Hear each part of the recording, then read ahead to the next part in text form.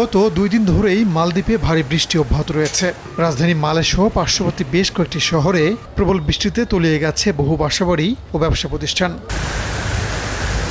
প্রতিকূল আবহাওয়ার কারণে অনেক দ্বীপে গাছ উপড়ে গেছে, রাস্তাঘাট তলিয়ে যাওয়ায় ব্যাহত হচ্ছে জনজীবন। পানিবন্দী হয়ে পড়েছেন হাজারো মানুষ।